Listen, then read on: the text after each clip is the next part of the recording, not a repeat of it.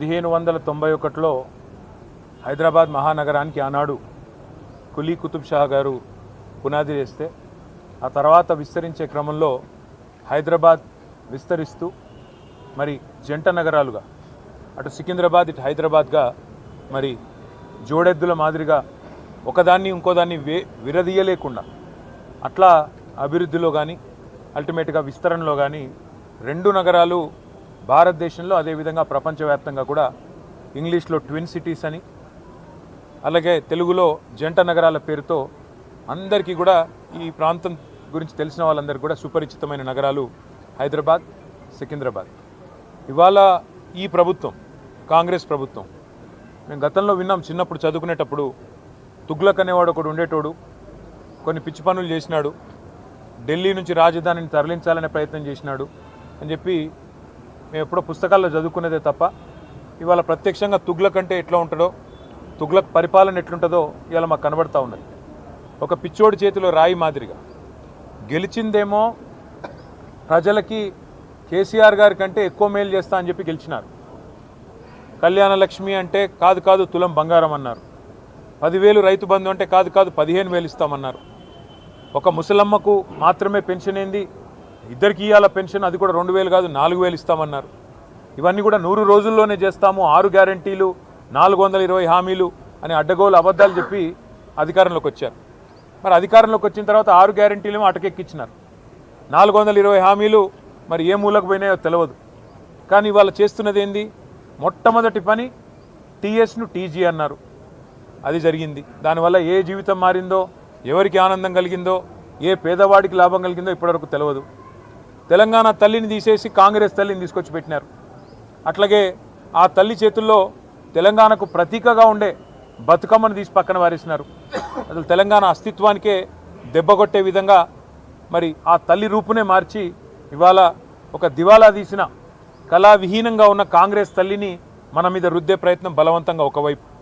ఇంకా విచిత్రం, రాచరిక పోకడలు అంటాడు. ఏమనంటే హైదరాబాద్కి నిషాన్ చార్మినార్, ఆ చార్మినార్ని తీసేస్తా అంటాడు. ఏది, మన తెలంగాణ రాజముద్రం నుండి.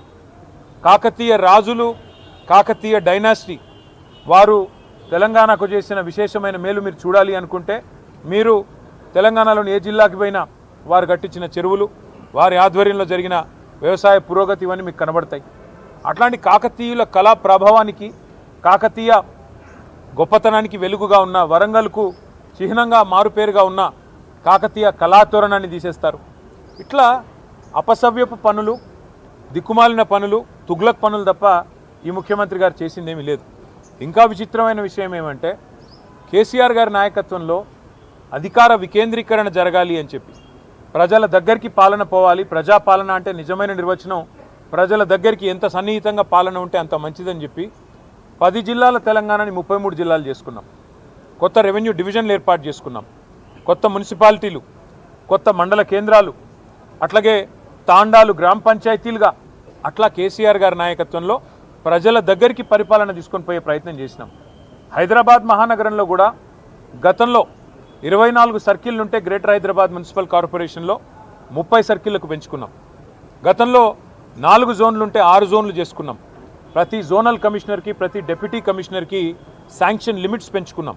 అంటే ఇవన్నీ చేసుకున్నాం, కానీ హైదరాబాద్ అస్తిత్వాన్ని మాత్రం మేము ముట్టుకోలేదు, హైదరాబాద్ అస్తిత్వాన్ని దెబ్బతీసే ప్రయత్నం చేయలేదు. ఎందుకంటే హైదరాబాద్ అనేది ఒక హైదరాబాద్ ప్రజలకు సంబంధించి కాదు, తెలంగాణ ప్రజలందరికీ గర్వకారణమైన ఒక ఐడెంటిటీ హైదరాబాద్ సికింద్రాబాద్. జంట నగరాలు అంటే మనం చిన్నప్పటి నుంచి వింటున్న మాట. అట్లాంటిది ఇవాళ ఈ తుగ్లక్ ముఖ్యమంత్రి ఆయన తీసుకున్న ఒక నిర్ణయం వల్ల సికింద్రాబాద్కు ఒక ఐడెంటిటీ అనేది లేకుండా, ఒక అస్తిత్వం అనేది లేకుండా సికింద్రాబాద్ని శాశ్వతంగా చరిత్ర పుటలకి మరి పరిమితం చేసే విధంగా ఈ ముఖ్యమంత్రి, ఈ ప్రభుత్వం తీసుకున్న ఒక నిర్ణయాన్ని వ్యతిరేకిస్తూ, ఒక రాజకీయ పార్టీ కాదు, సికింద్రాబాద్లోని అన్ని వర్గాల ప్రజలు ఒకటై, దానిలో అక్కడ ఉన్న ప్రజాప్రతినిధులంతా మా వాళ్ళు. సికింద్రాబాద్ ఎమ్మెల్యేగా పద్మారావు గారు ఉన్నారు, సనత్ నగర్కి శ్రీనివాస్ యాదవ్ గారు ఉన్నారు, అట్లాగే మరి మా నాయకులందరూ ఎమ్మెల్యేలు ఎమ్మెల్సీలు ఉన్నారు. వారందరినీ కూడా వారు ఆహ్వానించారు. సికింద్రాబాద్కు సంబంధించిన పుర ప్రముఖులు, సికింద్రాబాద్కు సంబంధించిన మరి సికింద్రాబాద్ ప్రేమికులు వారు ఆహ్వానించి సికింద్రాబాద్ అస్తిత్వాన్ని మరి ఇక్కడ పుట్టిన బిడ్డలుగా మరి మీరు కదా కాపాడాలి, ఈ ప్రభుత్వం తుగ్లక్ పనులు చేస్తుంటే మీరేం చెయ్యరా అని వారు మీటింగులు పెట్టి పిలిస్తే మేము మా పార్టీగా పోయి చెప్పినాము. ఏం చెప్పాము? ఈ జంట నగరాలు జోడెద్దులు, ఈ జంట నగరాలకు స్పెషల్ ఐడెంటిటీ ఉన్నది. లష్కర్ అంటారు, పట్నం అంటారు. ఇట్లాంటి అస్తిత్వాన్ని దెబ్బతీయకండి, అనవసరంగా తుగ్లక్ పనులు చేయకండి. మీకు అధికారం ఇచ్చింది 6 గ్యారంటీలు అమలు చేయమని, మీకు అధికారం ఇచ్చింది 420 హామీలు ఏవైతే మీరు చెప్పారో అమలు చేయమని, మీకు అధికారం ఇచ్చింది బీసీలకు 1,00,000 కోట్లు పెడతామని మీరు చెప్తే దాన్ని నమ్మించినారు.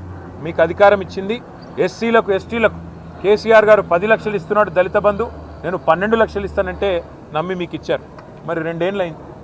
హైదరాబాదు సికింద్రాబాదు ఈ జంట నగరాల్లో ఒక ఇల్లు కట్టినావా? కనీసం ఒక ఇటుక పెట్టినావా ఈ 2 ఏళ్లలో?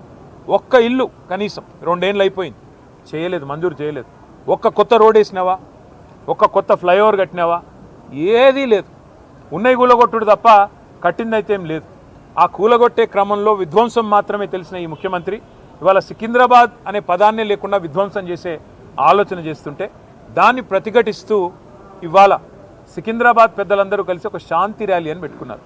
దానికి మమ్మల్ని అందరినీ ఆహ్వానిస్తే ఇవాళ ఉదయం అందరం తెలంగాణ భవన్లో సమావేశం అవుదాం, ఇక్కడ సమావేశమై మన గౌరవ ప్రజాప్రతినిధులందరం కూడా కలిసికట్టుగా పోదాం, సంఘీభావం చెప్దామని చెప్పి మేమందరం ఇక్కడ చేరుకున్న తర్వాత మాకు తెలిసింది శ్రీనివాస్ యాదవ్ గారిని హౌస్ అరెస్ట్ చేసే ప్రయత్నం చేస్తున్నారు, పద్మారావు గారిని హౌస్ అరెస్ట్ చేసినారు, మిగతా మన కార్పొరేటర్లని, మిగతా మా నాయకులని, దాదాపు 8,000 మంది మా సోదరులని సోదరిమణులని ఎక్కడి వాళ్ళని అక్కడ అరెస్టులు చేస్తూ ఉన్నారని చెప్పి ఇక్కడికి వచ్చిన తర్వాత తెలిసింది.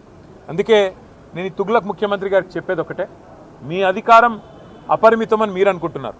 అధికారం 5 ఏళ్లకు ఒకసారి ప్రజలు రెన్యూ చేస్తే మళ్ళీ వస్తుంది తప్ప మీ ఇష్టం ఉన్నట్టు తుగ్లక్ పనులు చేస్తూ పోతుంటే అధికారం ఎవరికి శాశ్వతం కాదనేది ముఖ్యమంత్రి గారు గుర్తుపెట్టుకోవాలి. ఇంకొక మాట కూడా ముఖ్యమంత్రి గారికి నేను చెప్పేది, మీరు మీ కాంగ్రెస్ పార్టీ శాశ్వతంగా మరి ద్రోహులుగా చరిత్రలో మిగిలిపోతారు. తెలంగాణ అస్తిత్వాన్ని దెబ్బతీసిన ద్రోహులుగా, తెలంగాణ తల్లిని రూపుమాపి కాంగ్రెస్ తల్లిని ప్రతిష్ఠించిన ద్రోహులుగా, తెలంగాణ సంస్కృతిని తెలంగాణ అస్తిత్వానికి చిహ్నమైన కాకతీయ కళాతోరణాన్ని, చార్మినార్ని, తెలంగాణ ఆడపడుచులకు అత్యంత ప్రీతిపాత్రమైన బతుకమ్మని, వీటిని దెబ్బతీసిన ద్రోహులుగా నీ ప్రభుత్వం నీ పార్టీ నిలబడిపోతుంది. అదే కోవలో అదే వరుసలో సికింద్రాబాద్ అస్తిత్వాన్ని కూడా మీరు ఏదైతే దెబ్బతీసే ప్రయత్నం చేస్తున్నారో ఇది మీకు మంచిది కాదు. ఒకటి మాత్రం పక్కా, ఇవాళ మీరు ఈ ర్యాలీని ఏదో భగ్నం చేసి మా వాళ్ళని కొంతమందిని అరెస్ట్ చేసి మీరేదో సాధించినాము అని చెప్పి మీరు పైశాచికానందం పొందొచ్చు, కానీ ఇది తాత్కాలికం మాత్రమే. తప్పకుండా శ్రీనివాస్ యాదవ్ గారు చెప్పినట్టు కోర్టుకి పోతాం. ప్రజాక్షేత్రంలో ప్రజల తరపున న్యాయబద్ధంగా నిరసన చెప్పే హక్కు మనకు రాజ్యాంగం ప్రసాదించిన హక్కు, డాక్టర్ బాబాసాహెబ్ అంబేద్కర్ మనకిచ్చిన హక్కు. అట్లాంటి హక్కును ఈ జనవరి మాసంలో జనవరి 26న అయితే మనం రిపబ్లిక్ డేగా జరుపుకుంటామో, మరి రిపబ్లిక్ డేకి 10 రోజుల ముందు మరి రాహుల్ గాంధీ గారు పెద్ద పోజులు కొడతా ఉంటాడు కాన్స్టిట్యూషన్ పట్టుకొని, ఇగో మేము కాన్స్టిట్యూషన్ సంరక్షకులము రాజ్యాంగ రక్షకులం అని చెప్తాడు. ఇదేనా మీరు రక్షించే పద్ధతి? ఒక శాంతి ర్యాలీని భగ్నం చేసి ప్రజలకు నిరసన చెప్పే హక్కు లేకుండా చేసి ఎక్కడి వాళ్ళని అక్కడ అరెస్టు చేసి ఇదా మీరు చేసే రాజ్యాంగ రక్షణ నేను అడుగుతా ఉన్నా. అందుకే శ్రీనివాస్ యాదవ్ గారు చెప్పినట్టుగా కోర్టుకి పోతాం, ప్రజలను కూడా జాగరూకులను చేస్తాం. జంట నగరాల అస్తిత్వాన్ని దెబ్బతీసే ప్రయత్నం చేస్తున్న ఈ తుగ్లక్ సర్కారుకు తప్పకుండా ప్రజాక్షేత్రంలోనే బుద్ధి చెప్తాము. అట్లాగే నాకైతే సంపూర్ణమైన విశ్వాసం ఉంది, తప్పకుండా మళ్ళీ కేసీఆర్ గారి నాయకత్వంలో మా పార్టీ తిరిగి ప్రజల దీవెనలతో తప్పకుండా ప్రజల ఆశీర్వాదంతో అధికారంలోకి వస్తుంది. గతంలో మేము రాజశేఖర రెడ్డి గారి ప్రభుత్వం ఎంసీహెచ్ను జిహెచ్ఎంసీ చేస్తే మేమేం వ్యతిరేకించలేదు. ఎందుకంటే హైదరాబాద్ అస్తిత్వాన్ని ఆయన ముట్టుకోలేదు. కానీ ఇవాళ ఈ ముఖ్యమంత్రి హైదరాబాద్ అస్తిత్వాన్ని దెబ్బతీసి జంట నగరాలుగా కాకుండా ఏదో 4th సిటీ అంట, ఫ్యూచర్ సిటీ అంట. ఫ్యూచరే లేని ముఖ్యమంత్రి ఫ్యూచర్ సిటీ కడతానంటే ఎవరు నమ్ముతాడు? ఎవరు దాన్ని విశ్వసిస్తారు? అందుకే మేము చెప్పేది ఒకటే, మళ్ళీ మా ప్రభుత్వం అధికారంలో ఖచ్చితంగా వస్తుంది. గతంలో 33 జిల్లాలు ఏర్పాటు చేసింది కేసీఆర్ గారి ప్రభుత్వం. 10 జిల్లాలు ఉన్న తెలంగాణని 33 జిల్లాలు చేసింది కేసీఆర్ ప్రభుత్వం. ఒకవేళ సికింద్రాబాద్ ప్రజల మనోభిష్టమే అయితే, సికింద్రాబాద్ ప్రజల మనోభిష్టం సికింద్రాబాద్ జిల్లా కావాలన్నదే ఉంటే తప్పకుండా మరొక జిల్లాగా సికింద్రాబాద్ని కూడా ఏర్పాటు చేసే దిశగా మా ప్రభుత్వం వచ్చిన తర్వాత ఆలోచన చేస్తాం. ఈ ముఖ్యమంత్రి గారు ఉన్న జిల్లాలు తీసేస్తా అంటున్నాడు. ఆయన కోపం ఏందో ఆయన బాధ ఏందో మాకైతే అర్థం కావట్లేదు. ఎవడైనా తెలివైన ముఖ్యమంత్రి 2016లో జిల్లాలు ఏర్పడితే 10 ఏళ్ల తర్వాత జిల్లాలు సెటిల్ అయ్యి కలెక్టర్లు కూర్చొని ప్రజలు అలవాటు పడి ప్రజలు కరీంనగర్ పోయే వాళ్ళు సిరిసిల్లలోనే పనిచేసుకుంటుంటే మహబూబ్ నగర్ పోయే వాళ్ళు గద్వాలలోనే కలెక్టర్ గారిని కలుస్తుంటే నీకొచ్చిన నొప్పి ఏంది నేను అడుగుతా ఉన్నాను. 33 జిల్లాల్లో 33 కలెక్టరేట్లు కట్టుకున్నాం. ఒక్కో కలెక్టరేట్ మీ మంత్రి కోమటిరెడ్డి వెంకటరెడ్డి చెప్పిండు, మేము చెప్పడం కాదు. ఇలాంటి కలెక్టరేటు ఏదైతే ఇక్కడ ఉన్నదో భువనగిరి కలెక్టరేట్ చూసినాక కోమటిరెడ్డి వెంకటరెడ్డి ఆనాడు ఎంపీగా చెప్పినాడు, కొన్ని రాష్ట్రాల్లో సెక్రటేరియట్లు కూడా ఉండే ఇట్లా అని చెప్పినాడు. గంత అద్భుతంగా సెక్రటేరియట్ కంటే కూడా తలదన్నే విధంగా కలెక్టరేట్లు కట్టి ప్రజల దగ్గరికి పాలన తెచ్చి ప్రజల మనోభావాలను గౌరవిస్తే ఈ ముఖ్యమంత్రికి వచ్చిన ఇబ్బంది ఏంది, ఈ ప్రభుత్వానికి వచ్చిన ఇబ్బంది ఏందని మేము అడుగుతా ఉన్నాం. అట్లాగే అవసరమైతే సికింద్రాబాద్ని జిల్లా చేసే దిశగా ఆలోచన చేయాలి కానీ సికింద్రాబాద్ ప్రజల మనోభావాల్ని గౌరవించే దిశగా ఆలోచన చేయాలి కానీ ఈ రకంగా జంట నగరాలని వాటి అస్తిత్వాన్ని చావుదెబ్బ కొట్టే విధంగా ఫ్యూచర్ సిటీ పేరిట 4th సిటీ పేరిట పనికిమాలిన తుగ్లక్ పనులు చేయకుండా మరి ప్రజల మనోభావాల్ని గౌరవించే దిశగా పోవాలని, అట్లాగే తప్పకుండా న్యాయస్థానానికి పోతాం. శాంతి ర్యాలీ ఇవాళ నిజానికి కొన్ని వేల మంది అనుకున్నాం, కానీ కోర్టు పర్మిషన్ ఇస్తే ఎంత బ్రహ్మాండంగా చేయాలో అంతకంటే గొప్పగా చేసి చూపెడతామని చెప్పి కూడా తెలియజేస్తూ సికింద్రాబాద్ ప్రజలకి మేము చెప్తా ఉన్నాం, ఈ తుగ్లక్ ముఖ్యమంత్రి ఒకవేళ తుగ్లక్ పనులు చేసినా దాన్ని తిరిగి మార్చి మీ మనోభావాల్ని గౌరవించే బాధ్యత బీఆర్ఎస్ తీసుకుంటుంది. మీరు తప్పకుండా కేసీఆర్ గారి నాయకత్వంలో మీ మనోభావాల్ని వారికి కూడా నివేదించి తప్పకుండా మీ ఆలోచనని గౌరవించే విధంగా ముందుకు పోతామని చెప్పి తెలియజేస్తూ ఈరోజు మరి అరెస్ట్ అయిన వారందరినీ కూడా బేషరతుగా, ఎందుకంటే మేము మరి వారికి అనవసరంగా ఇన్కన్వీనియన్స్ కాజ్ చేయాలని మేము కూడా అనుకోవట్లేదు, అరెస్ట్ అయిన వారిని బేషరతుగా విడుదల చేయాలని చెప్పి కూడా మేము పోలీసు వారికి కూడా డిమాండ్ చేస్తూ మరి ఇట్లాంటి తుగ్లక్ పనులు మానుకోవాలని ముఖ్యమంత్రి రేవంత్ రెడ్డి గారిని కూడా మరొకసారి హెచ్చరిస్తూ మీ అందరు కూడా మీడియాకు కూడా థ్యాంక్స్.